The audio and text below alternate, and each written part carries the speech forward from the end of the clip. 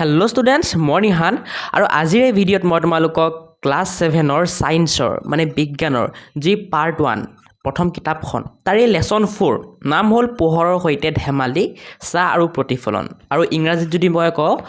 Fun with light shadow and reflection এই পাঠটোৰ মই তোমালোকক আজি অনুশীলনী বা এক্সাৰচাইজৰ সকলো পৰীক্ষাৰ কাৰণে ইম্পৰ্টেণ্ট প্ৰশ্ন উত্তৰবোৰ দিব ওলাই আছোঁ আৰু চিন্তা নকৰিবা মই তোমালোকৰ কাৰণে যোনবোৰ ডাঙৰ উত্তৰ হয় সেইবোৰ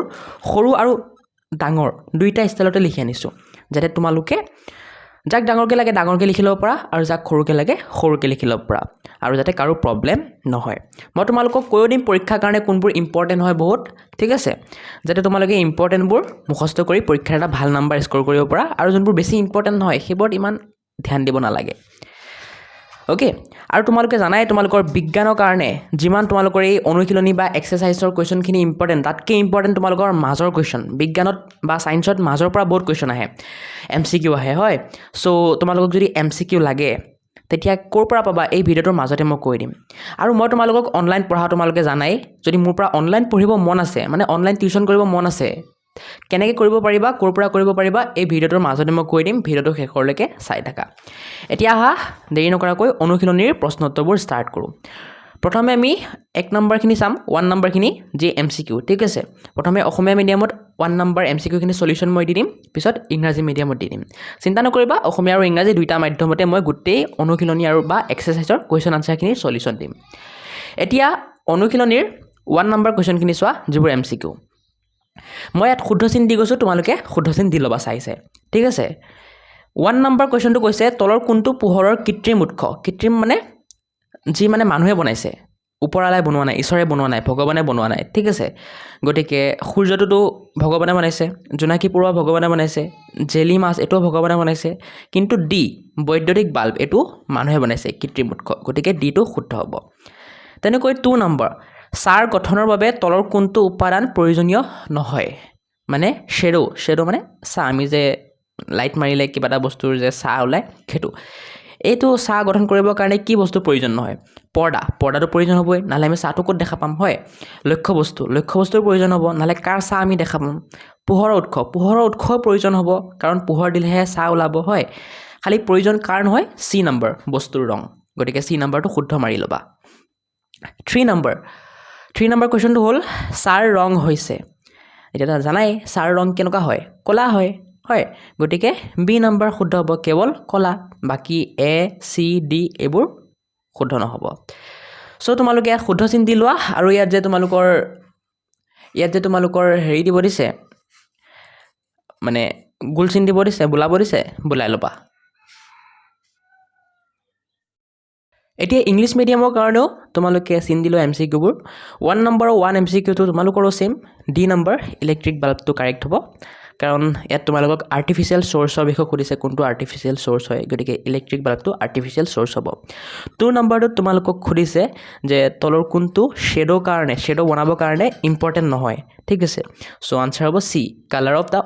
অবজেক্টৰ কালাৰ মানে বস্তুৰ কালাৰ এটাই শ্বেডো বনাত কেতিয়াও হেল্প নকৰে 3 নম্বৰ the colour of a shadow is শ্বেডোৰ কালাৰ সুধিছে চ' তোমালোকে B নম্বৰটো শুদ্ধ দি ল'বা অনলি ব্লেক অ'কে এতিয়া নেক্সট আমি আৰু কেইটামান MCQ আছে যে সেইকেইটা চাই লোৱা 4 নম্বৰ MCQ কি কৈছে চোৱা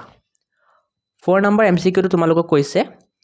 তলৰ কোনবিধ পদাৰ্থৰ মাজেৰে আমি দেখা পাব পাৰোঁ ঠিক আছে চ' ইয়াৰ আনচাৰ হ'ব C নম্বৰ স্বচ্ছ কাঁচৰ গিলাচ স্বচ্ছ মানে পূৰা একদম চাফা কাঁচ মানে গম পাইছাই তোমালোকে কাঁচ মানে কি হয় স্বচ্ছ কাঁচৰ গিলাচ ইয়াৰ মাজেৰে আমি দেখাব পাৰোঁ গতিকে এইটো শুদ্ধ হ'ব বাকী এটুকুৰা যদি মানে লোহা লোৱা তাৰ মাজেৰে দেখা পাবা জানো নোপোৱা কাঠৰ মাজেৰে দেখা পাবা নোপোৱা দাঁত কিতাপৰ মাজেৰে দেখা পাবা নোপোৱা গতিকে চিটোৱে শুদ্ধ হ'ব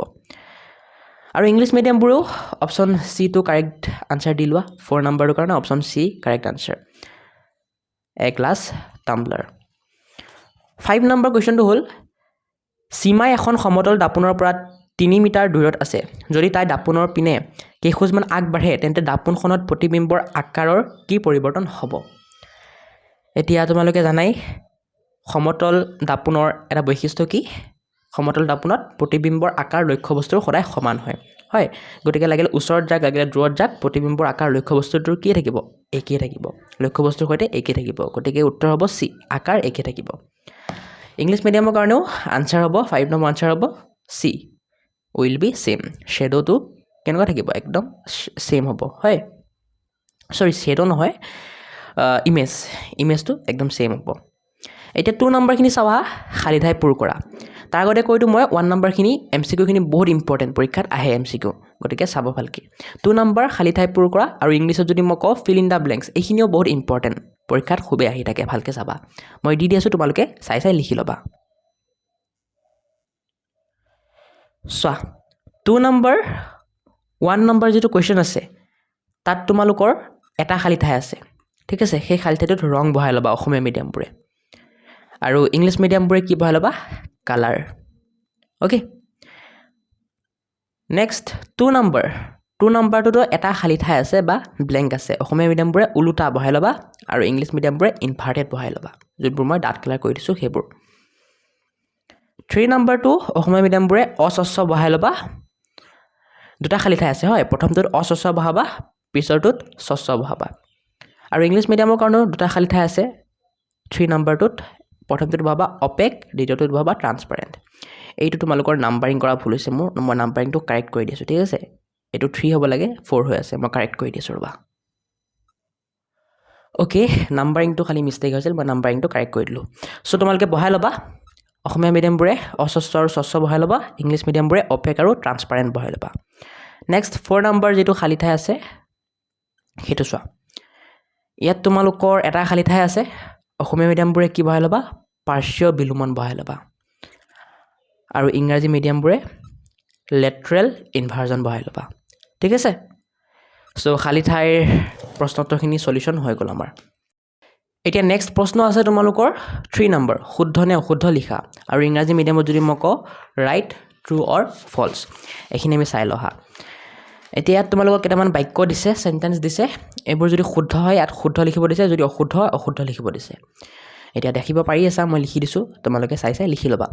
স্পেলিং যদি মোৰ আখৰ যদি ধৰা পোৱা নাই ইয়াৰ পৰা চাই ল'বা শুদ্ধ আৰু অশুদ্ধ স্পেলিংটো ঠিক আছে ফাৰ্ষ্টে অসমীয়া মিডিয়ামবোৰে চাই লোৱা পিছত মই ইংৰাজী মিডিয়ামবোৰক এই উত্তৰটো দেখাই দিম 1 নম্বৰ অদীপ্তিমান বস্তুৱে নিজে নিজৰ পোহৰ বিলায় এইটো অশুদ্ধ হ'ব কাৰণ নামটোৱে অদীপ্তিমান মানে সি পোহৰ বিলাব নোৱাৰে গতিকে যিহেতু ইয়াত কৈছে পোহৰ বিলাব পাৰে গতিকে কি হ'ব অশুদ্ধ 2 নম্বৰ পোহৰে সদায় সৰল ৰেখাত গতি কৰে য়েছ এইটো শুদ্ধ হ'ব কাৰণ এইটো পোহৰৰ এটা ধৰ্ম 3 নম্বৰ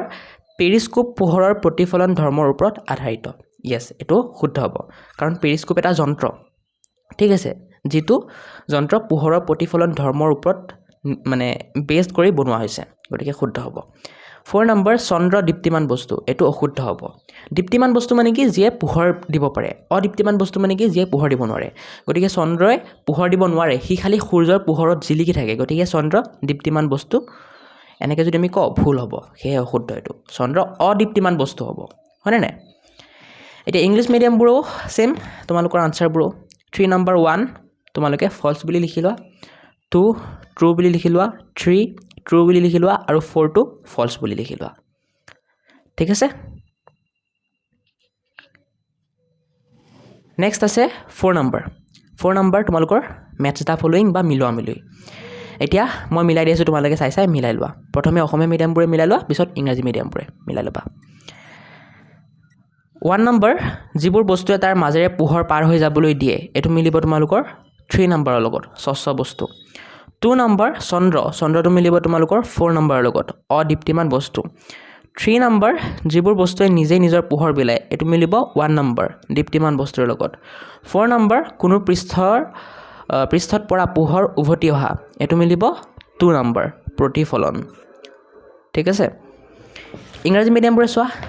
সেম তোমালোকৰ 1 নম্বৰ a body that allows light to pass through it এইটো মিলিব 3 নম্বৰৰ লগত ট্ৰান্সপাৰেণ্ট অবজেক্ট 2 নম্বৰ মুন এইটো মিলিব তোমালোকৰ 4 নম্বৰৰ লগত নন লিউমিনাছ অবজেক্ট পিছত নেক্সট 3 নম্বৰ a body emitting its own light এইটো মিলিব 1 নম্বৰ লিউমিনাছ অবজেক্ট 4 নম্বৰ bouncing back of light from a surface এইটো মিলিব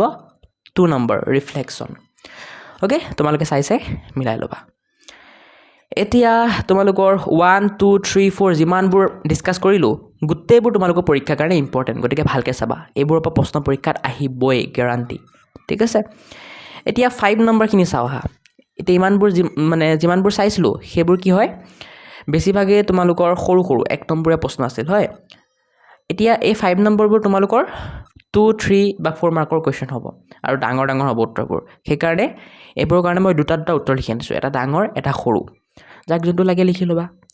চ' আহা 5 নম্বৰ চিন্তা কৰা আৰু উত্তৰ দিয়া ইয়াৰ কুৱেশ্যনখিনি চাওঁ আৰু উত্তৰখিনি চাওঁ ইংৰাজী আৰু অসমীয়া দুইটা মাধ্যমতে মই দি দিম চাই ল'বা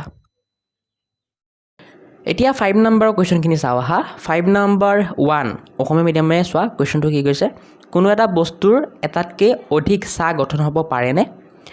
চ' ইয়াৰ কাৰণে মই দুটা উত্তৰ লিখিছোঁ এটা এইটো ডাঙৰ আৰু এটা হালধীয়া কালাৰ এইটো সৰু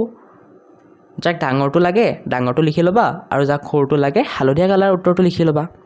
ঠিক আছে কিন্তু উত্তৰবোৰ লিখাৰ আগতে মই এটা কথা কৈ দিওঁ যে যদি তোমালোকে ডাঙৰ উত্তৰটো লিখা তোমালোকৰ 1 মাৰ্কো কাটা নাযায় হাফ মাৰ্ক এটা পৰ্যন্ত নেকাটে যদি ভালকৈ লিখা কিন্তু যদি সৰুটো লিখা এনেই মাৰ্কছ নেকাটে তোমালোকৰ ঠিক আছে তোমালোকে যিহেতু এতিয়া ক্লাছ 7ত আছা সৰু হয় তোমালোকে গতিকে মাৰ্ক কাটিব নালাগে জেনেৰেলি দি দিব ফুল মাৰ্কেই দি দিব কিন্তু তোমালোকৰ মেম বা ছাৰ যদি অকণ ষ্ট্ৰিক্ট থাকে তেতিয়া 1 বা হাফ কাটিব পাৰে চ' তোমালোকে যদি ৰিস্ক ল'ব বিচাৰা তেতিয়া কৰা এইটো বাকী যদি 1 মাৰ্কো কাটা যাব নালাগে তেতিয়া ডাঙৰটো কৰিবা ঠিক আছে কিন্তু চিন্তা নকৰিবা সৰুটো লিখিলে একেবাৰে 0 মাৰ্ক নিদিয়ে একদম কাটি নিদিয়ে কিবা না কিবা মাৰ্কছ এটা পাবাই এতিয়া ডিচিশ্যন তোমালোকৰ ওপৰত কি কৰা কৰিবা আৰু মই মানে সৰুটো সেইসকল ষ্টুডেণ্টৰ কাৰণে দিছোঁ যিবোৰে একেবাৰে ডাঙৰ মুখস্থ কৰিব নোৱাৰে যাতে সৰুকেইটা মুখস্থ কৰি সিহঁতে পৰীক্ষাত কিবা নিলিখাতকৈ একো নিলিখাতকৈ কিবা এটা লিখি আহক কিবা এটাতো নাম্বাৰ পাব ন একেবাৰে 0টো নাপায় সেইকাৰণে বাকী দি দিব যদি তোমালোকৰ মেম্বাৰ ছাৰ অকণমান ষ্ট্ৰিক্ট নহয় ভাল মানেও নৰ্মেলি বহিছে তেতিয়া দি দিব সৰুটো লিখিলেও মাৰ্কছ দি দিব আহা ডাঙৰটো এতিয়া উত্তৰটো চাই লওঁ 5 নম্বৰ 1ৰ প্ৰথমে মই ডাঙৰ উত্তৰটো দেখাই দিছোঁ আৰু পঢ়ি দিছোঁ পিছত সৰু উত্তৰটো দেখাই দিম আৰু পঢ়ি দিম ডাঙৰ উত্তৰটো এনেকৈ লিখিবা হয় কোনো এটা বস্তুৰ এটাতকৈ অধিক চাহ গঠন হ'ব পাৰে যদি এটা বস্তুক আৱৰি একাধিক পোহৰৰ উৎস থাকে তেন্তে প্ৰতিটো উৎসৰ বিপৰীত দিশত বেলেগ বেলেগকৈ একোটা চাহৰ সৃষ্টি হ'ব পাৰে উদাহৰণস্বৰূপে এখন খেলপথাৰত ফ্লাড লাইটৰ পোহৰত খেলি থকা খেলুৱৈ এজনৰ চাৰিওপিনে কেইবাটাও চাহ গঠন হোৱা দেখা যায় সৰু উত্তৰটো চিম্পল এইটো হয় পাৰে এটা বস্তুৰ ওচৰত যদি এটাতকৈ বেছি পোহৰৰ উৎস থাকে তেন্তে বস্তুৰ এটাতকৈ অধিক চাহ গঠন হ'ব পাৰে এতিয়া ছেইম কুৱেশ্যন ইংলিছ মিডিয়ামৰ কাৰণে 1 number can an object have more than one shadow চ' তোমালোকৰ কাৰণেও এই কুৱেশ্যনটোৰ আনচাৰ মই দুটা লিখিছোঁ এটা এইটো ডাঙৰ আৰু এটা হালধীয়া কালাৰ এইটো সৰু যাক যোনটো লাগে লিখি ল'বা প্ৰথমে ডাঙৰ উত্তৰটো মই পঢ়ি দিছোঁ পিছত সৰুটো পঢ়ি দিম ডাঙৰ আনচাৰটো এইটো যাক লাগে লিখি লোৱা পিছত সৰুটো মই পঢ়ি দি আছোঁ answer yes an object can have more than one shadow if there are multiple sources of light শ্বাইনিং on it at the same time each individual light sources casts its own distinct shadow in the opposite direction, which is why a single person can have several shadows on a sports field illuminated by multiple floodlights. আৰু এই কুৱেশ্যনটোৰে সৰু আনচাৰটো এইটো yes an object can have more than one shadow if there are multiple light sources around it. এতিয়া 2 number কুৱেশ্যনটো চোৱা চাহ এটা গঠন হ'বলৈ কি কি চৰ্তৰ প্ৰয়োজন এতিয়া এই কুৱেশ্যনটোৰ আনচাৰো বা উত্তৰো দুটা লিখিছোঁ মই এটা এইটো ডাঙৰ আৰু হালধীয়া কালাৰ এইটো সৰু যাক যোনটো লাগে লিখি ল'বা ডাঙৰটো মই পঢ়ি দিছোঁ পিছত সৰুটো মই পঢ়ি দিম উত্তৰ হ'ব ডাঙৰটো চাহ এটা গঠন হ'বলৈ প্ৰধানকৈ 3টা মূল চৰ্তৰ আৱশ্যক হয় প্ৰথমতে এটা পোহৰৰ উৎস থাকিব লাগিব দ্বিতীয়তে পোহৰৰ গতিপথত বাধা দিব পৰাকৈ এটা অস্বচ্ছ বস্তু থাকিব লাগিব আৰু তৃতীয়তে গঠন হোৱা চাহটো প্ৰদৰ্শিত হ'বলৈ পিছফালে এখন পৰ্দা বা দেৱাল থাকিব লাগিব এতিয়া যাক সৰুকৈ লাগে সিহঁতে এই উত্তৰটো লিখিবা চাহ গঠন হ'বলৈ 3টা বস্তুৰ প্ৰয়োজন পোহৰৰ উৎস পোহৰক বাধা দিব পৰা অস্বচ্ছ বস্তু আৰু চাহটো পৰিবলৈ এখন পৰ্দা এতিয়া এই 5 নম্বৰ 2 কুৱেশ্যনটো ইংলিছ মিডিয়ামবোৰে চাই লোৱা কুৱেশ্যনটো এইটো what are the conditions needed for a shadow to be formed তোমালোকৰ কাৰণেও দুটা আনচাৰ লিখিছোঁ মই এটা ডাঙৰ এইটো আৰু এই হালধীয়া কালাৰটো এইটো সৰু যাক যোনটো লাগে লিখি ল'বা প্ৰথমে মই ডাঙৰটো পঢ়ি দিছোঁ পিছত সৰুটো পঢ়ি দিম ডাঙৰ আনচাৰটো এনেকৈ to form a shadow 3 essential components are required a source of light to emit rays and opaque or translucent object to block the path of those light rays and a screen or surface like a wall or the ground where the dark region can be cast and seen আৰু সৰু আনচাৰটো এইটো simple এইখিনি মই পঢ়ি দিছোঁ answer a shadow needs 3 things to form a source of light and opaque object to block the light and a screen to catch the shadow okay ধুনীয়াকৈ লিখি ল'বা 3 নম্বৰ কুৱেশ্যন পোহৰৰ উৎস নোহোৱাকৈ আমি চাহ দেখা পামনে এতিয়া এই কুৱেশ্যনটোৰ কাৰণেও মই দুটা উত্তৰ লিখিছোঁ এটা এইটো ডাঙৰ আৰু এটা এইটো সৰু এটা কাম কৰি আছোঁ মই আৰু পঢ়ি দি নাথাকোঁ নহ'লে ভিডিঅ'টো বহুত লং হৈ যাব মই তোমালোকক দেখাই দি আছোঁ তোমালোকে চাই লিখি ল'বা কাৰোবাক যদি পঢ়ি দিব লাগে কুৱেশ্যন আনচাৰবোৰ গোটেইবোৰ ঠিক আছে মইতো বহুতগাল পঢ়ি দিলোঁৱেই কিন্তু গোটেইবোৰ যেতিয়া লাগে তে মোক কমেণ্ট কৰা এইটো ভিডিঅ'ত নেক্সট ভিডিঅ'ৰ পৰা মই পঢ়ি দিম ঠিক আছে আজি এই ভিডিঅ'টোত মই এতিয়া পঢ়ি দিয়া নাই নহ'লে ভিডিঅ'টো বহুত লং হৈ যাব চ' 5 নম্বৰ 3 কুৱেশ্যনটোৰ ডাঙৰ উত্তৰটো যাক লাগে অসমীয়া মিডিয়ামবোৰে এনেকৈ লিখি লোৱা এইখিনিলৈকে ঠিক আছে আৰু যাক সৰুকৈ লাগে সিহঁতে এই হালধীয়া কালাৰ চিম্পল এইটো লিখি লোৱা এতিয়া ইংলিছ মিডিয়ামবোৰে 5 নম্বৰ 3 কুৱেশ্যনটো এইটো তোমালোকৰ কাৰণে দুটা আনচাৰ লিখিছোঁ এটা ডাঙৰ এইটো ভিডিঅ'টো প'ষ্ট কৰি লিখি লোৱা যাক ডাঙৰটো লাগে আৰু এটা সৰু এইটো যাক সৰুটো লাগে এইটো লিখি লোৱা ভিডিঅ'টোৰ মাজতে কৈ দি আছোঁ কেনেকৈ মোৰ পৰা অনলাইন পঢ়িব পাৰিবা ইয়াৰ কাৰণে এই ভিডিঅ'ৰ ডেছক্ৰিপশ্যনটো খুলি ল'বা আৰু তাত থকা প্ৰথম লিংকটোত ক্লিক কৰি ইয়ৰ ZYZ আছাম নামৰ মোৰ ইনষ্টাগ্ৰাম একাউণ্টটো ফ'ল' কৰি দিবা আৰু যি প্ৰশ্ন বা ডাউট থাকে তাত মোক সুধিবা মই নিশ্চয় ৰিপ্লাই দিম নেক্সট এপ লিংকটোত ক্লিক কৰি মোৰ এপ সহায়ক লাৰ্ণিং হাব ডাউনলোড কৰি ল'বা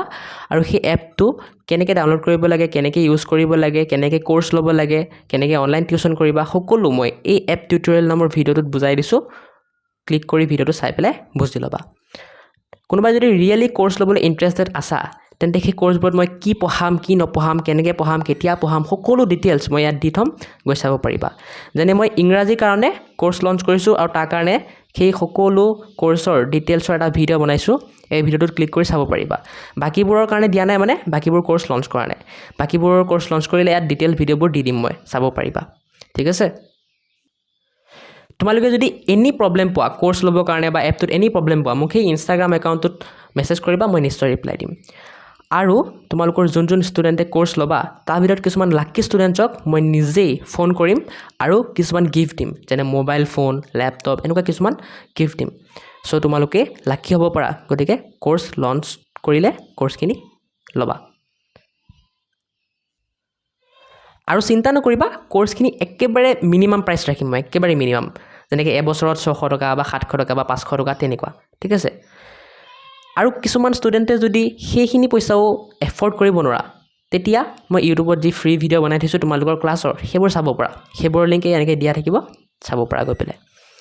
নেক্সট অকণ তলত যাবা তেতিয়া দেখা পাবা মাই ছ'চিয়েল মিডিয়া লিংকছ বুলি দি মোৰ ইনষ্টাগ্ৰাম হোৱাটছআপ ফেচবুক এইবোৰৰ লিংক দি আছে সেইবোৰত গৈ পেলাই মোক ফ'ল' কৰি দিবা ঠিক আছে এতিয়া তোমালোকৰ ভিতৰত কিছুমান ষ্টুডেণ্টে ভিডিঅ'ৰ ডেছক্ৰিপশ্যন খুলিব নাজানে সিহঁতক মই শিকাই দি আছোঁ চোৱা যেতিয়ালৈকে ইউটিউবটো আপডেট নহয় এনেকৈ তোমালোকে ভিডিঅ'ৰ ডেছক্ৰিপশ্যন খুলিব পাৰিবা ইয়াৰ কাৰণে ভিডিঅ'টো সৰু কৰি ল'বা কৰি লৈ এই মোৰ অপশ্যনটোত ক্লিক কৰিবা মোৰ কৰাৰ পাছত এনেকুৱা এটা পেজ খুলি যাব ইয়াত আকৌ তলত মোৰ বুলি লিখা আছে সেই অপশ্যনটোত ক্লিক কৰিলে এনেকুৱা এটা পেজ খুলি যাব আৰু এই পেজটো হ'ল তোমালোকৰ ভিডিঅ'ৰ ডেছক্ৰিপশ্যন য'ত মই এপ লিংক ইনষ্টাগ্ৰাম লিংক বাকী ভিডিঅ'বোৰ লিংক সকলো ইয়াতে দি থৈছোঁ গৈ পেলাই চাব পাৰিবা এতিয়া আহা আমি 5 নম্বৰ 4 কুৱেশ্যনটো চাওঁ তোমালোকে কুৱেশ্যনটো পঢ়ি ল'বা আৰু মই পঢ়ি নিদিওঁ নহ'লে ভিডিঅ'টো বহুত লং হৈ যাব 4 নম্বৰ কুৱেশ্যনটো এইটো 5 নম্বৰ 4 এতিয়া তোমালোকৰ কাৰণে মই দুটা উত্তৰ লিখিছোঁ এটা এইটো ডাঙৰ ঠিক আছে যাক ডাঙৰকৈ লাগে 5 নম্বৰ 4 কুৱেশ্যনটোৰ উত্তৰ সিহঁতে এইটো লিখি লোৱা আৰু যাক সৰুকৈ লাগে সিহঁতে চিম্পল এইটো লিখি লোৱা হালধীয়া কালাৰটো ইংলিছ মিডিয়ামৰ কাৰণে 5 নম্বৰ 4 কুৱেশ্যন এইটো যাক ডাঙৰকৈ লাগে চিম্পল এই লাইনটো লিখা হোৱাৰ পিছত এইখিনি লিখি লোৱা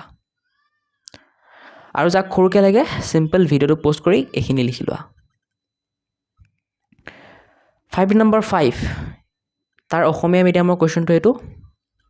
ইয়াৰ কাৰণে দুটা আনসাৰ লিখিছোঁ মই দুটা উত্তৰ লিখিছোঁ ক'ত টিপা লাগিল দুটা উত্তৰ লিখিছোঁ যাক ডাঙৰকৈ লাগে সিহঁতে সিম্পল এইখিনি লিখি পেলাই আৰু অকণ আছে লিখি ল'বা এইখিনি পালো একদম চালকজনেলৈকে লিখি লোৱা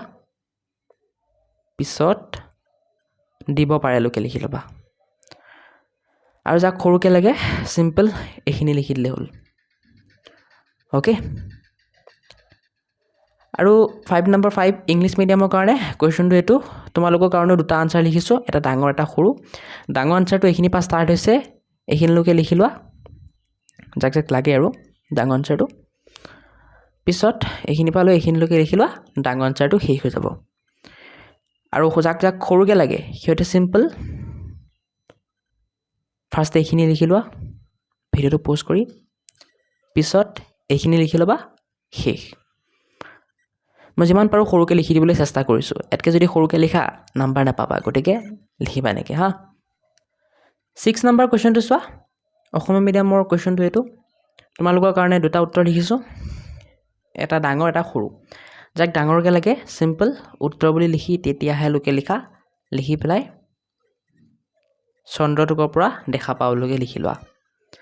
আৰু যাক এই উত্তৰটো সৰুকৈ লাগে সিম্পল এইটো লিখি লোৱা নেক্সট তোমালোকৰ ইংলিছ মিডিয়ামৰ কাৰণেও 5 নম্বৰ 6 টো দুটা আনসাৰ লিখিছোঁ মই কুৱেশ্যনটো এইটো দুটা আনসাৰ লিখিছোঁ এটা ডাঙৰ আনসাৰটো এইটো ভিডিঅ'টো প'জ কৰি লিখি লোৱা আৰু সৰু আনসাৰটো এইটো ওকে নেক্সট 5 নম্বৰ 7 অসমীয়া মিডিয়ামৰ কাৰণে কুৱেশ্যনটো এইটো তোমালোকৰ কাৰণেও দুটা আনসাৰ লিখিছোঁ ডাঙৰ আনসাৰটো যাক লাগে উত্তৰ বুলি দি পেলাই পৰিছে লোকে লিখা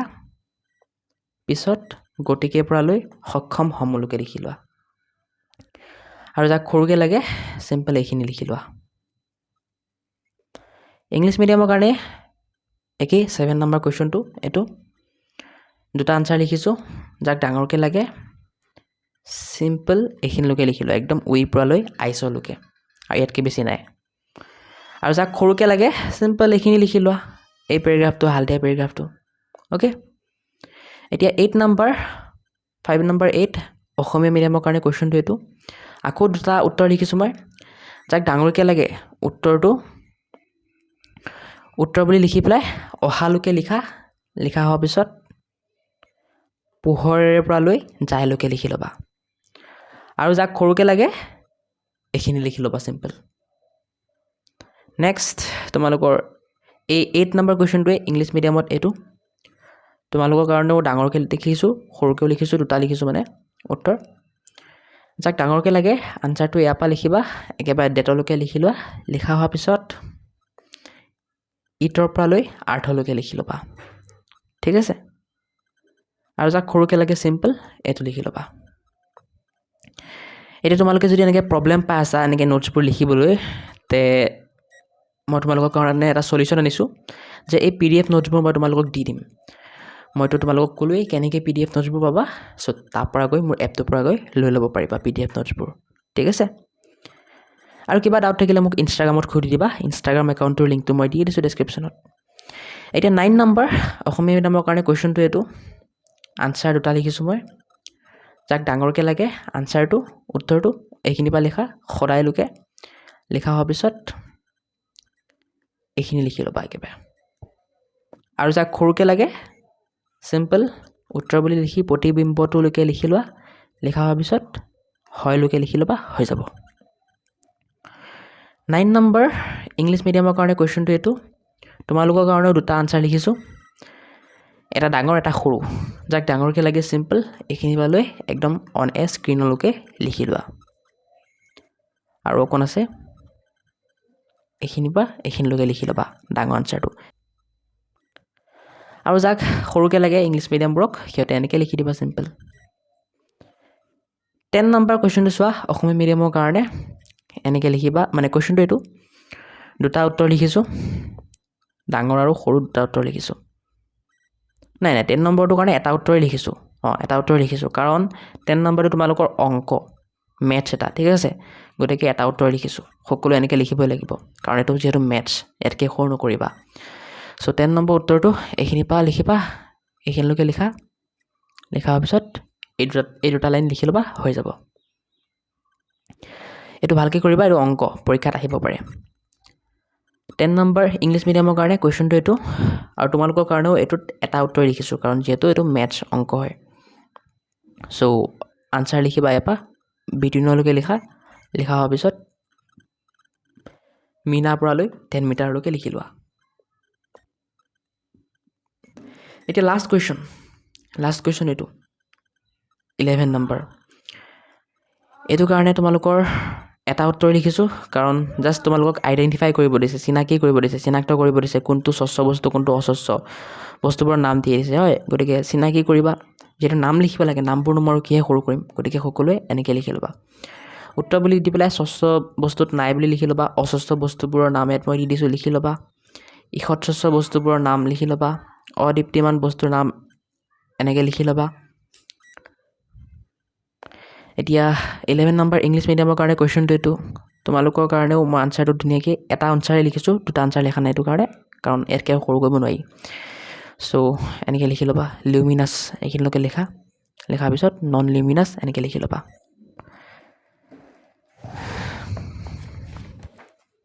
চ' এইখিনি আছিল তোমালোকৰ এই পাঠটোৰ সকলো প্ৰশ্ন উত্তৰ ঠিক আছে চ' ভিডিঅ'টো ভাল লাগিলে ভিডিঅ'টো লাইক কৰি চেনেলটো ছাবস্ক্ৰাইব কৰি দিবা আৰু নেক্সট ভিডিঅ'